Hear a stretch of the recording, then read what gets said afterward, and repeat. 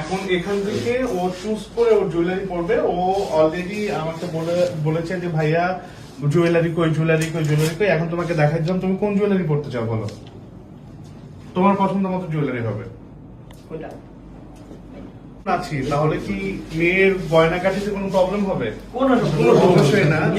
আজকে যেখানে আছে আমাদের এই ছোট ভাই ওর জন্য একটা সারপ্রাইজ। এখন ও তো মনে করছিল যে ওকে কোনো জুয়েলারি পরানো হবে না। তুমি কি ভাবছিল জুয়েলারির কথা? আচ্ছা, ও ভাবেই নেই। এই যে এইটা হচ্ছে আমাদের জুয়েলারি। দেখো এখন এখান থেকে ও চুজ করে ওর জুয়েলারি পরবে। ও অলরেডি আমাকে বলেছে যে ভাইয়া জুয়েলারি কই, এখন তোমাকে দেখাচ্ছিলাম, তুমি কোন জুয়েলারি পড়তে চাও বলো, তোমার পছন্দ মতো জুয়েলারি হবে। এটা ওকে গাইস, এই যে আপনার বোনেদের জুয়েলারি।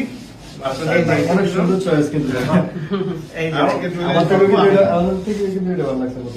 হ্যাঁ, তো আমরা হচ্ছে জুয়েলারি সেকশন তোমার চয়েস অনেক ভালো। হ্যাঁ, পিয়াস হচ্ছে জুয়েলারি পরে দিবে।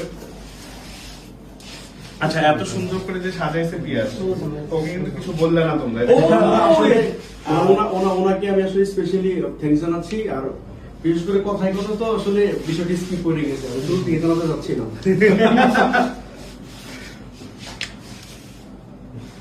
মানে মেকআপ সম্পূর্ণ ক্লিয়ারই হয় না, এতেই মানে সম্পূর্ণ লুকছে আমি তো চিন্তাই করতেছি না। আচ্ছা, একটা কাজ করো, মানুষ আবার বলবে একটা কাজ করো। আমরা বন্ধ করো।